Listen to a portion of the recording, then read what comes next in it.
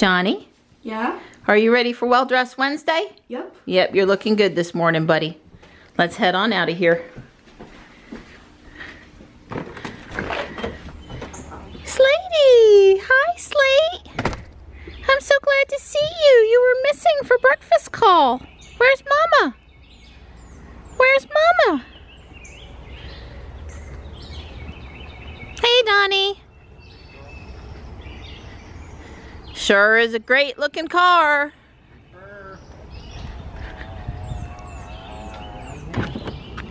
Good morning, Ruby. Right, other than the fact that she's totally clean, what am I supposed to love about Ruby this morning? You'll notice on your way to school. You'll notice your... Is it a good thing? Yeah, absolutely. There's nothing wrong, sweetheart. You'll figure it out. You're a good girl. You're smart as they come. All right. I love you. Well, it's gonna be much better. If I tell you, it'll spoil it. Okay. When you figure it out, you'll be driving along and say, "Oh, all right. I love you. I love you too." Kiss, Kiss, kiss. kiss. What I was supposed to figure out is that I didn't plug in last night. And that's really not so great this morning because I'm supposed to go to North Raleigh to the chiropractor, which means I will have to stop and supercharge. Yeah, so I've got started out with 117 miles of range, and my only question is can I make it to the chiropractor and then back to the supercharger, which is convenient, or do I have to go to the supercharger first, which would be slightly less convenient? That's my only real question. And I'm supposed to go to the dentist after the chiropractor, but it's later. I had a gap in between, which I was gonna come home, but I guess I'm not coming home now. I don't know. Yeah, not the end of the world, but I will have to, after I drop Johnny off, figure out which I need to do next. I would rather go to the supercharger after the chiropractor. Yeah, Gray and Slate both were missing for a while this morning, and I was getting concerned. They don't normally miss breakfast. And then Slate was there when I went to get in Ruby, so that's good, but Gray still wasn't home. And my biggest concern is that sometimes if Don goes under the house, they go under the house behind him, and then we don't realize they're under there for a few hours, which is really cool underneath there. Well, it's cooler in the summer and warmer in the winter, so they're pretty safe down there until we figure it out. It's not too big of a deal, but if they've gotten in a neighbor's crawl space or a neighbor's shed, that's what I'm worried about. So hopefully Gray is just somewhere sleeping, and by the time I get home, she'll be there. Otherwise, I'm gonna have to go see if I can hunt her down. I'm just a little distracted and worried about her this morning. We have a monarch butterfly along for the ride with us this morning. Bye, buddy. I love you. See you this afternoon.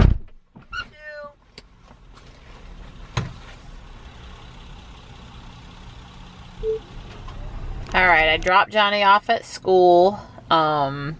Said I was going to get here with 33% range left, and I got here with 34%. That's kind of because it calculates the back side of the school instead of the front, maybe. So I'm going to put in the chiropractor's address now.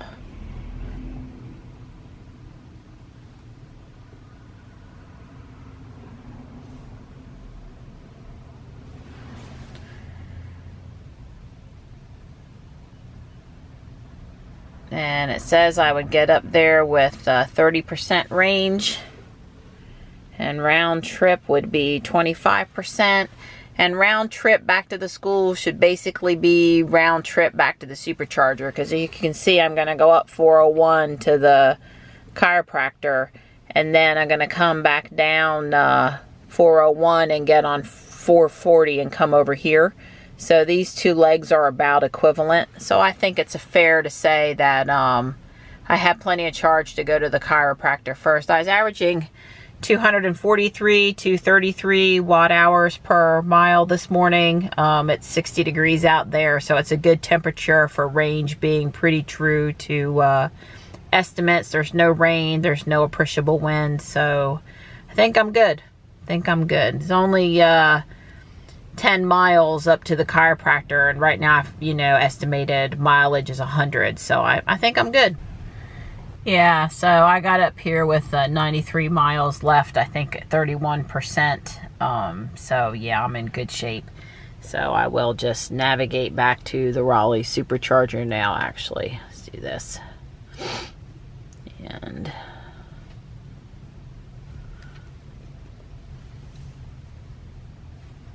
yeah, so I got plenty of range to get back down there, to get there at 27%. Yeah, I still average 250 watt hours per mile coming over here, so the temperature is really conducive to good range this morning, and the speeds on like Capitol Boulevard are 45, so you're going pretty slow. All right, it's 8:19 a.m. and I'm headed down to the supercharger now. I don't think I ever came back and mentioned yesterday, but yeah, LTE came back on sometime in the afternoon. Like I said, since I was out with Michelle, I wasn't really trying to stream music yesterday, so I didn't notice it too much. All right, we be plugged in and supercharging. So, I don't know why I didn't plug Ruby in last night. I mean, it's my responsibility when I put the car in the garage to start her charging, and I just didn't. It's a little bit of a different thing when I come home on Tuesdays and I leave her out to get the groceries into the house and then come back out and put her in. I wasn't sure if I was going back out for anything, maybe Pokemon Go raid or something. I remember being out there planning some Impatiens. Yeah, I was out there planning some Impatiens, and I remembered I didn't plug her in, but you know, I didn't have my phone or my purse with the key fob on me, and I was like, I'll go get it later and I'll come back out. And I thought to myself, darn, I wish when I'm on my property that I didn't have to have the key fob or my phone in order to plug her in. You know, like there'd be a geofence for my garage, say, where that wasn't required.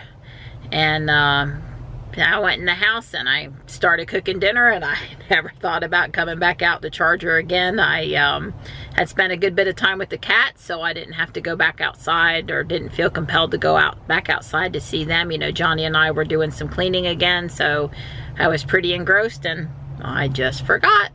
Now, I think I had enough charge now. You know, I had 90 something miles of range. I could have gone all the way back home if I'd needed to, but since I've got to go to the dentist and I've got to drive back into town to pick up Johnny, it's just better to stop in and get some I want Starbucks so bad. It's been over 30 days. No sugar in anything. And I'm gonna be a good girl, but I'm sad about it. I really want Starbucks.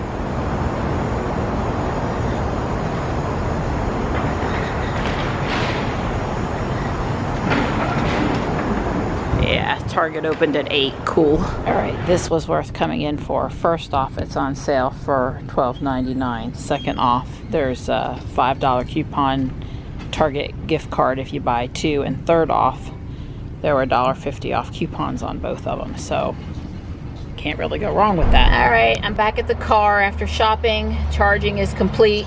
I'm the only one plugged in right now, so certainly there shouldn't have been any idle fees. And I'm gonna go ahead and unplug and load up my stuff. Yeah, charging completed at 9:21. It's 9:27 now, so it had literally just stopped before I got back to the car. And just noting that charging to 80% is still getting me 237 miles, which is what it did when we bought the car. So I'm gonna head to the house. Says I'll get there at 10:05. That'll give me 20-25 minutes before I've got to drive back to Cary for my dental appointment. So Duke Power is here, and they've torn up the cement in front of the transformers down there, and they're doing something. I don't know what they're doing, but this something. Is Relief. That's Gray. Slate's not here right now, but I saw Slate this morning, and she's not normally here during the day. And this is definitely her mama. Phew! Don told me not to worry, but I just can't listen sometimes, not when it comes to my babies. Yeah, I was only home for about 20 minutes. I got my Target stuff unloaded, found Gray, gave Donnie some affection, and he was eating his breakfast, and now I'm headed to the dentist. I don't want to go. I want to sit down and watch YouTubes and take a nap and I don't want to go. My appointment's for 11:10. Yeah, 11:09. Nothing like leaving a little cushion to get there. So this little utility company work here is costing me 5 minutes and making me late. And I'm just feeling just like I can't handle any more construction. There's work being done on Piney Grove Wilbon to level the side of the road, I would think in preparation for paving. There's work on the old Main Street Fuquay where they're doing something with the power lines like up here. There's work at Judd Parkway where they're expanding the intersection to have extra turn lanes, and that's messing with traffic. 401 all the way back and forth to Johnny's school, they're putting in extra turn lanes, and there's barrels and cones and people doing stuff out there all the time. I mean, I can't drive anywhere without there being some construction. I'm just need a break from it. You know, when I parked and went into the dentist, this truck was not here.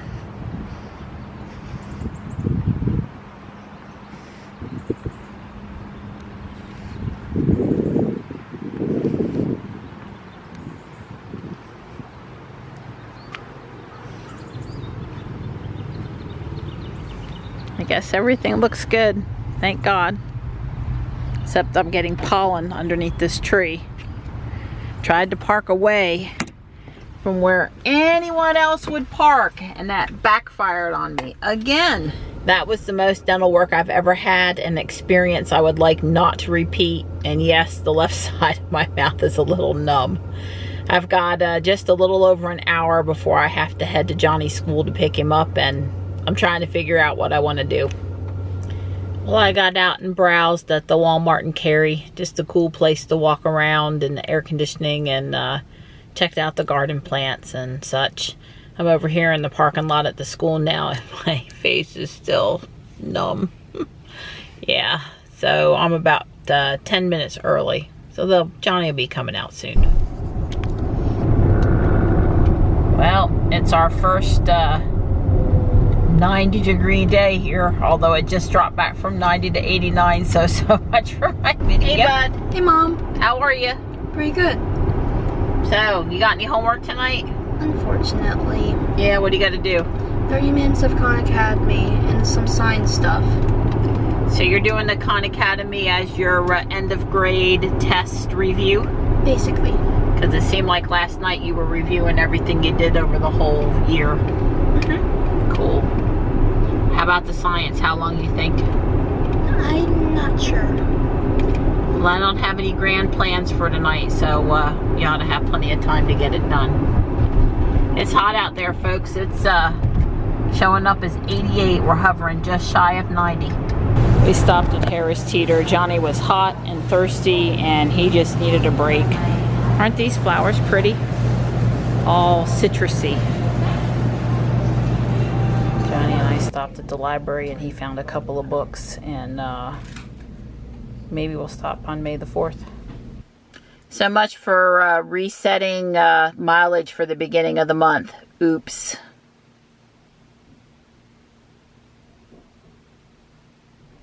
Reset now, though. So are you making sure I don't forget? Well, not going to let me forget tonight, huh? Yeah, we're going to plug into now. Then we'll be all set. Thank you. Oh, I'm a proud boy. I'm so proud of myself. Oh, I just pat myself on the back. So after I cleaned up Ruby and got my paper, before I sat down, when I came back in Before you had any coffee. Before I had any coffee, I got on my running shorts and I went out and ran. I got it out of the way when it was nice and cool, like 60 degrees out there this morning. That was a little cool, you know, but now it's 85. Yeah, you don't want to be out there on the asphalt right now. No, it's probably worse than that out there, that's right. So I had my Walmart purchases in this, and Johnny carried it into the house for me. I took the stuff out. The next thing I know, I've gained a mittens. Hey, baby. Hi. Yeah, there's plant stuff in there too, so it's probably pretty inspiring. Yep, Donna and I are planning on watching it, and then we're planning on watching all of the other people talk about it, and then, you know, talk about it some more. All right, so we hung in there and listened to the whole earnings call. Yep. And I'm not sure we have too much to say about it. Oh, it was a different earnings call. I thought the big news, Elon was upbeat. I think, he was, full guns ahead. He definitely didn't appreciate the journalism involved in the autopilot related incidents. Right. He felt like, because of the slant of the reporting, that it could cause people not to use autopilot and therefore actually cause people to possibly be injured or killed in crashes. Right, that I heard could have him been say that he thought that they should be reporting on how much safer autopilot can be versus highlighting on an autopilot failure. Right. In other words, issue or whatever you want to phrase it. If his example was if there were, if the deaths from automobiles went from 1 million deaths per year to 100,000 deaths per year, instead of the articles being written about the 900,000 lives saved, no, the press wouldn't do that, which I agree, they wouldn't do that. They would write about the 100,000 lives that weren't saved. And, it's like you're not going to get any credit. And I think, I'm not saying Elon's naive, but I guess I knew that's how the media works. I would be it's just surprised. Frustrating that it works that way. Oh, right, it is. Yeah. Well, in his particular case, again, he's very specific. His frustration comes from one point, that people who have autopilot will not use it because they're scared and therefore put themselves at greater risk, because autopilot, all the data he has consistently shows that autopilot is much safer than a regular person driver. So by not using autopilot in situations because they're, quote, scared, they're putting themselves at risk. And that's the fault of the news media for putting that doubt and fear in people's mind about using autopilot. So I totally get that frustration of why that particular angle he harped on it. And then the other thing, some of the questions he just didn't answer. He just went on by them, which was probably right. I mean, he's never going to answer the uptake rate of reservations to deliveries. He's not going to answer that question. That's a no-win question. I thought some of the supercharge anything less than 100% would be picked apart so bad that you can't really answer right. That. What percentage would it's so subjective, what percentage would someone think was a good or a bad percentage, Right, well, that's exactly right. The financial media would not write about, let's say, the 75% uptake. They would write about the 25% that didn't. So this is what I'm saying. That was a no-win. So I don't blame you for not answering that question. There were questions from the internet, and he liked those questions much better. Some of them, I wouldn't call them softball, but they were Elon type questions. I overall, I guess the earnings call was good. The good thing is he was adamant that there would be no CapEx raise. He is not going to go out and get money this year. He feels he has all the money that he needs, and he was very clear. People, if you don't like Tesla stock volatility, if you can't handle volatility, don't buy Tesla stock. Yeah, I am not here to convince you, he said. That's right. To buy Tesla stock. He asked all the day traders, just please sell the stock. Don't just stop. And anyway, the call was, I guess, let's say, worth listening to. I don't think a lot of information other than the fact that the hourly rate was something like 5,000 effectively. But he said you can't extrapolate from an hourly rate, but it is a sign, and also that the daily rate was at 3,000 a week, which is that you can Model 3 production. Model 3, you somewhat can extrapolate that. So basically, they're somewhere well above 2,000 and approaching 3,000 cars a week today, which is only 1 month into the quarter. So his goal, basically, so now all he has to do is double production by the end of this quarter. The current production, all he has to do is double it, and he will make his number. I thought the most interesting question that wasn't asked, which I guess is obvious to everybody in the entire world. So, but it would have been nice to hear Elon put his slant or his thinking on it, is nobody asked him about when the 200,000th car was going to be delivered. Now, obviously, we all know Elon, and I know what he said in the past, and it's quite obvious that he's shooting for July 1st. But, you know, I would have kind of, Elon gets a lot of crap for missing dates.